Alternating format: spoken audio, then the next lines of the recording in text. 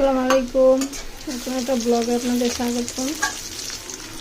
এখানে আমি আজকে রান্না করতেছি পাঙ্গাস মাছ দিয়ে ডাটা দিয়ে।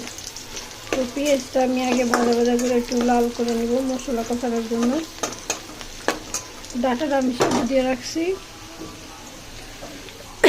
আর এই যে পাঙ্গাস মাছ 3 টুকরা রান্না করতেছি।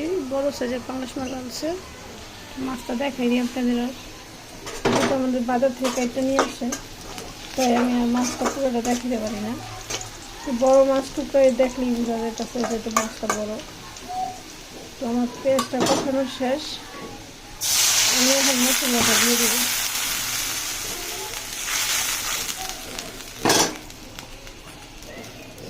তো হলুদ দিয়ে দিব 1 চামচ, এই যে হলুদ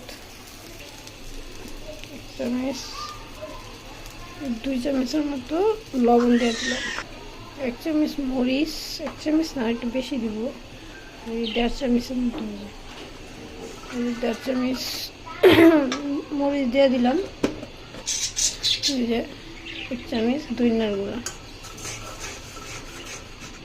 আর এই যে 1 চামচের মতো এখানে রসুন বাটা। অনেকে এখানে রসুন বাটাটা না দিলেও পারেন, কারণ যারা রসুন খান না তারা পারেন। তো এখন আমি মশলাটা কষাইতে দিব। মশলাটা কষাইতে কষাইতে ফিরে আসতেছি। তো এই যে আমি ডাটাগুলো সিদ্ধ দিয়ে নিয়েছি, ডাটার আলু। আর এখানে আমার মশলাটা কষানো হয়ে গেছে। তো কালো যেহেতু সরবরাহ দিয়েছে, সরবরাহ দিয়ে নামাজ পড়ছেন কে কে কমেন্টে জানায়।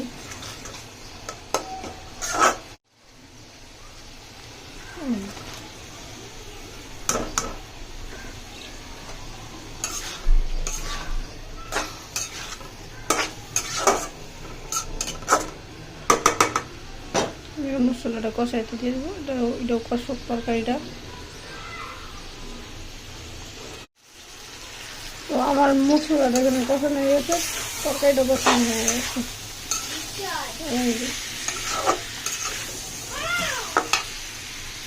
এখন পানি দিয়ে দেবো। তো পানিটা দিয়ে দিলাম। এখন বলক আসলে কিন্তু আমার তরকারিটা রান্না শেষ।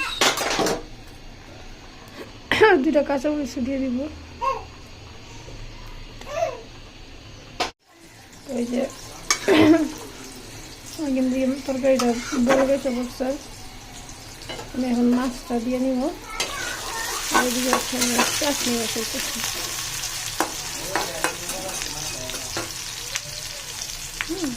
এই যে মাছ, দেখুন মাথাটা কিন্তু 2 ভাগ করা।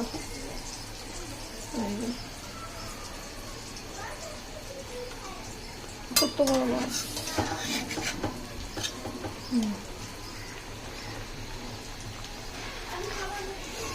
লোহার কড়াইয়ের ভেতরে কিন্তু মাছ ভাজতে অনেক ভালো লাগে, ঠিক আছে? যারা লোহার কড়াইতে মাছ ভাজেন তারা কিন্তু ভালো করে জানেন যে লোহার কড়াইতে মাছ ভাজবে, তো ভালো লাগে। তো এই যেমন তরকারিটা একটু জলে কমলে আমি নামাই নিব, একটু শুধু জিরা দিয়ে নামাই নিব। আর এই যে এখানে টমেটো চাটনি ইয়ে করবো।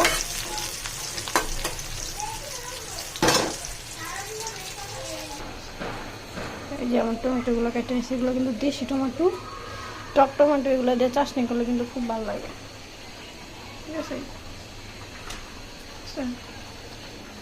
পেঁয়াজটা ওখানে লাল লাল হয়ে গেছে।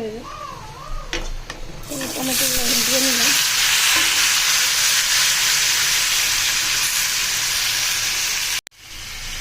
তো এখানে 1 চামচ হলুদ, 1 চামচ লবণ, আর একটু মরিচের গুঁড়া দিব, একটু কাঁচা মরিচ দিয়ে মরিচের গুঁড়াটা দিয়ে দেখাবো।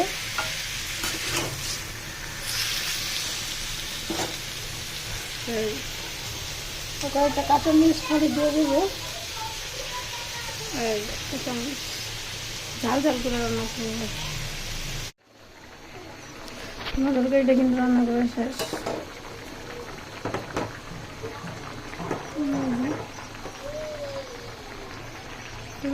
একটু জিরার গুঁড়া দিয়ে দিব।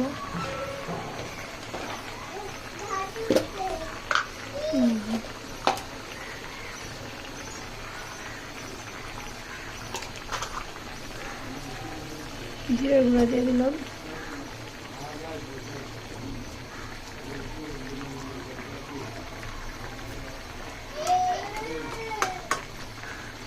এখন আমি তরকারিটা নামাই এলাম। এই যে দেখলাম ডাটাটা সিদ্ধ হয়ে গেছে, যেহেতু আমি সিদ্ধ করে দিচ্ছি। সিদ্ধ হয়ে দিলে তাড়াতাড়ি সিদ্ধ হয়ে যায়।